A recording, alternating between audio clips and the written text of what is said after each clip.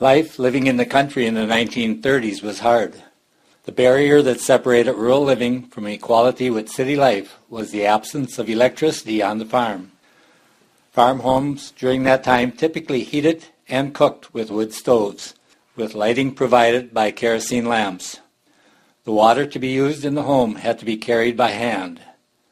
Some families installed 32-volt power plants on their farms and enjoyed the conveniences that power source had to offer. This was a big improvement over kerosene, but also had its drawbacks. In most cases, it was too expensive to install and operate, and was also too unreliable. Many farmers tried to get private power companies to extend their lines into the country, but the cost to extend lines to the farm, in some cases, was required to be paid for by the farmers. Most of the time, private power companies were simply not interested because they did not see the possibility of adequate return on their time or investment. Members of Congress and President Franklin Roosevelt were convinced that all America could benefit by raising the standard of living on the farm through the use of electricity. On May 11, 1935, the Rural Electrification Administration, the REA, was established by executive order of President Roosevelt. Senator Norris of Nebraska and Representative Rayburn of Texas were great supporters and leaders for the fight to bring public power to rural America. Their companion bills authorized the lending of $40 million annually to promote rural electrification on a permanent basis and to give preference to municipalities, cooperatives, and other nonprofit groups. REA was now ready to accept applications for construction loans from locally formed cooperatives. Farmers in the mid to late 1930s were anything but optimistic about the future. In 1934, a withering drought had devastated the region. Again, in 1936, another drought caused heavy losses to local farmers. Times were hard and money scarce as the entire nation plunged into a depression. Oats were worth 8 cents a bushel, corn 25 cents, and that was if you had anything to sell. But yet some farmers in Renville and Sibley counties were actively engaged in promoting rural electrification for farm families of this area. Talks of organizing an electric cooperative began in December of 1935. Committees were appointed in various townships to survey potential users with the goal of establishing 2 or more customers per mile of line. At the very beginning, the group of farmers who constituted the first board of directors had to win over their neighbors. They drove down the roads, meeting their fellow farmers in their barns, chicken houses, kitchens, on the streets of town, after church on Sunday, and in the grocery stores and restaurants of the towns in the 2 counties. It wasn't easy. Many people were cool toward the idea of signing up with a cooperative, as not all co-ops were successful. Now and then, farmers would hear of a cooperative creamery or elevator that had failed, usually because of poor management. As a result, many farmers had adopted a wait-and-see attitude toward the proposed rural electric system. Rumors had also spread that, in the event the proposed electric cooperative failed, the people who bought shares would have to make good the losses suffered by the organization. There was even talk of farm mortgage foreclosure if the cooperative failed to timely repay the federal government loans. Meetings were held throughout the 2 counties soliciting members to sign up, requiring a membership of $5. The proposed project was mapped out to cover 6 townships in Sibley County and 19 townships in Renville County. Things moved slowly at first, which was to be expected, but must have been frustrating to the organizers. Still, progress was made and the new organization was named Renville-Sibley Cooperative Power Association, with the Articles of Incorporation signed May 9, 1938. Somewhere along the line, this group of farmers needed a source of wholesale power willing to sell the electric energy at a price agreeable to the REA officials in Washington, D.C. The newly appointed directors had 2 potential sources of wholesale power: the Fairfax Municipal Plant and the Village of Olivia. Olivia owned their own distribution system and purchased their power from Northern States Power Company, NSP. When the directors approached the Village of Olivia, the response they received was favorable to sell power to the cooperative. Unfortunately, NSP was not as receptive and supportive of this venture. The Cooperative Board then met with the Village of Fairfax, who agreed to provide power to the newly formed cooperative. "Build your lines and then come back," were the infamous words stated by the Village Council at the close of their meeting. With a power supply agreement in hand, the day finally came when the application for an REA loan was sent to Washington, D.C., along with a map of the proposed network of lines and a list of bona fide members. Finally, in July of 1938, the first project of the Renville-Sibley Cooperative was approved by the REA, and a loan of $200,000 was made available to construct 174 miles of line to serve 600 farms. Charles O'Neill of Olivia was employed as project supervisor, and he is considered the first general manager of the cooperative. The contract to build the first section of line was awarded to the Rue Construction Company of Fargo, North Dakota, with a low bid of $150,000. The first annual meeting of the cooperative was held February 23, 1939 in Fairfax, Minnesota, with 145 members in attendance. The first line was energized on September 19, 1939, to the farm of A.L. Bateland, located 1 mile north of Fairfax. No one recorded for prosperity the comments of the Bateland family that day, but it's easy to imagine the joy and excitement that swept throughout their home that first night when electricity replaced their kerosene lamps once and for all. That first night for many farm families was forever an important date in their lives, ranking with marriages and births as important dates to remember. By the end of the year, 326 farms had electric power, with the contractor completing construction of 99 miles of line. When the cooperative was first organized, some wondered how farmers were going to use all the electricity the lines were built to carry. It seemed like a good question because the first months of operation, the members' usage averaged only 42 kilowatt hours per month. The total sales to members the first year was only 39,138 kilowatt hours. Not many farmers at first thought of electricity in terms of more than just lighting. But it wasn't too long before farm wives were changing that perception. One of the first items purchased was the electric iron, as ironing clothes was viewed as a form of drudgery that farm women detested. Cooperative continued to grow in 1940 and 1941, but the outbreak of World War II brought on labor and material shortages, and construction was slowed. Wire was on the critical list, as well as transformers and other electrical equipment. Poles sometimes stood for months on several miles of the project waiting for the release and delivery of wire. Following the war, labor and material became readily available and construction proceeded rapidly. By 1945, the cooperative had grown to the point which would soon exceed the available supply of wholesale power from the Village of Fairfax. Northern States Power Company was again approached and agreed to provide up to 50% of the cooperative's future power supply requirements until 1948. On the screen, you will see Renville-Sibley's statistical information over the past 75 years. Interesting statistics to note are the number of consumers swelled to our highest point of 2,130 in 1963 and 1980. The miles of line decreased in the past 25 years due to the removal of idle services and lines no longer needed to serve vacant places. The average usage per customer increased from the 25th annual meeting to the 50th annual meeting, mostly due to the addition of comforts in the home and on the farm, such as electric heat, air conditioning, and grain drying. Another interesting note during this time frame is the addition of two large commercial loads in the early 1970s, Southern Minnesota Beet Sugar Cooperative and Farmers Union Marketing and Processing Association, also known as Central Byproducts. The assets of the cooperative greatly increased in the past 25 years due to the increased costs associated with investments in Renville-Sibley's infrastructure. For several years, the cooperative maintained its business office in Fairfax, but at 3 different locations. One director referred to the very first office as the hallway because it was so small. The second location was next to the Fairfax Hotel, and the last location in a room over the bank in Fairfax.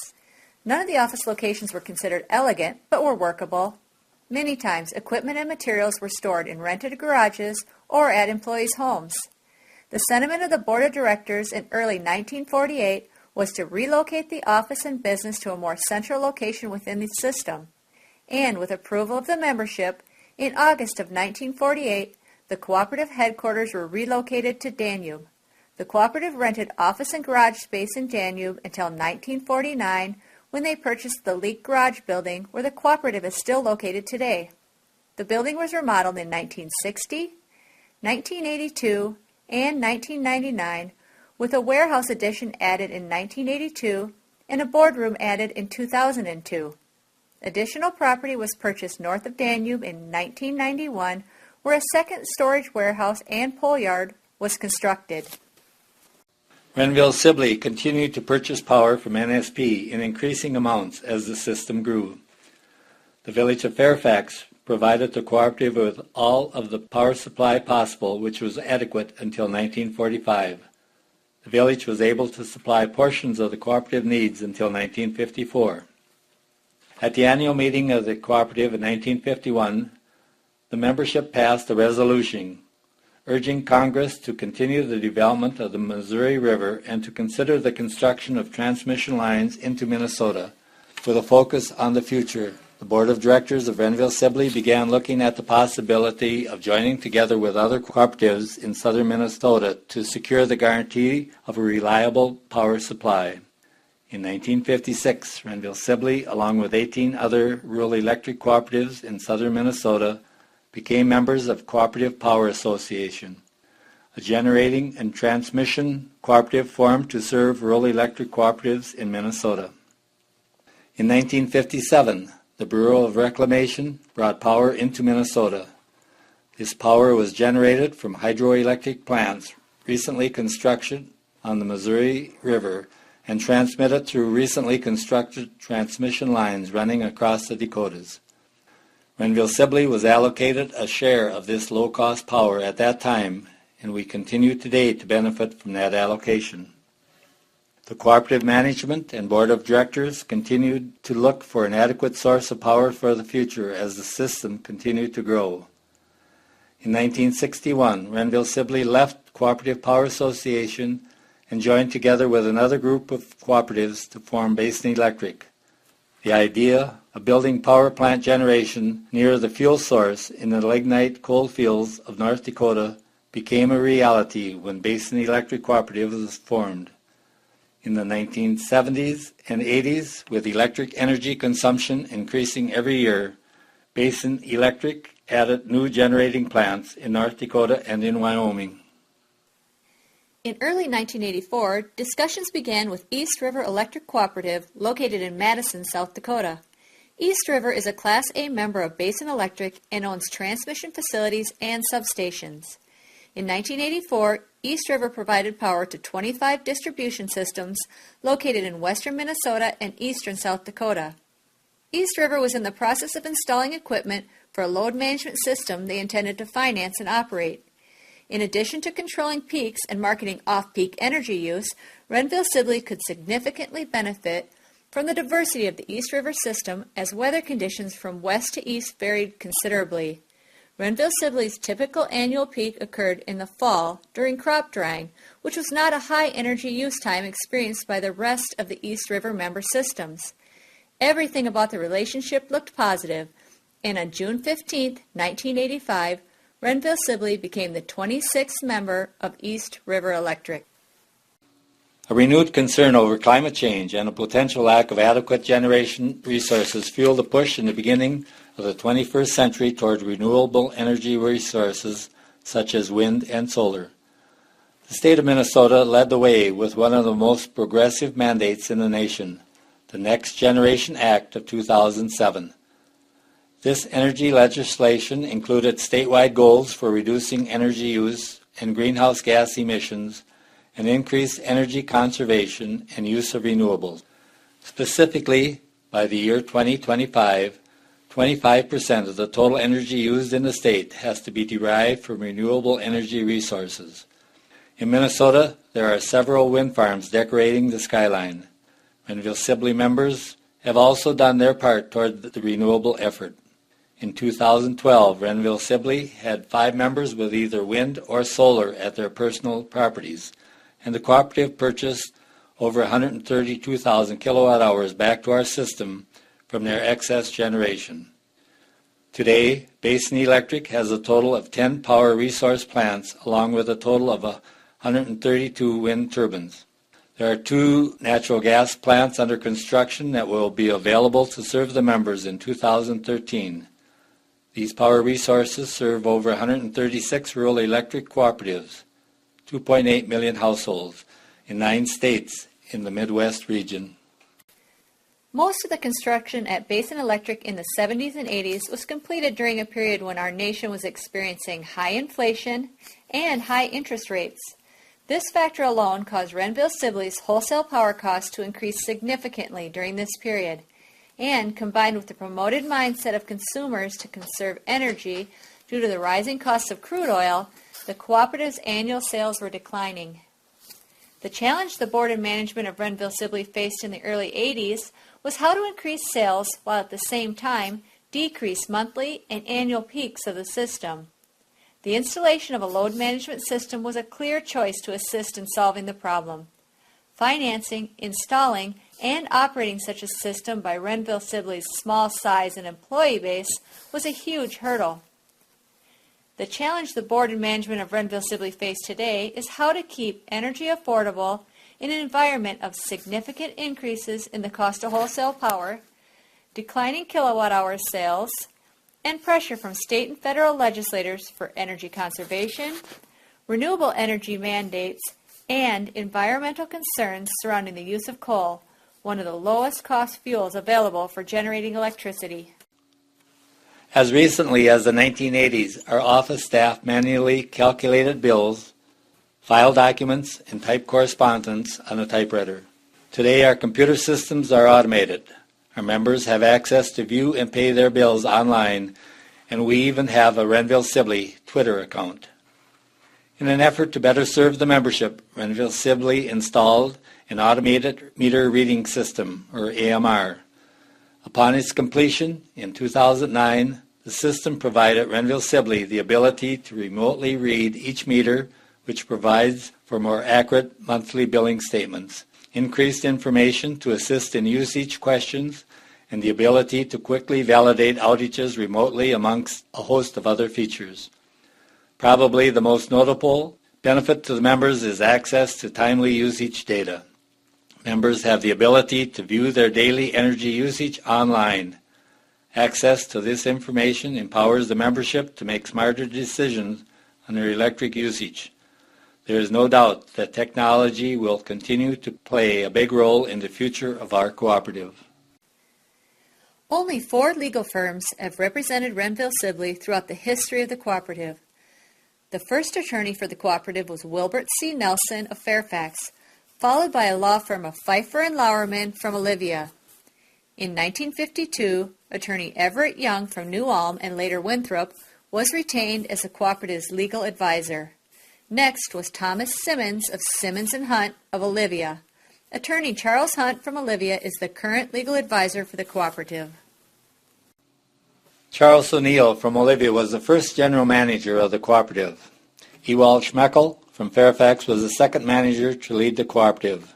David Riddell from Wisconsin managed the cooperative for 4 short months in 1943.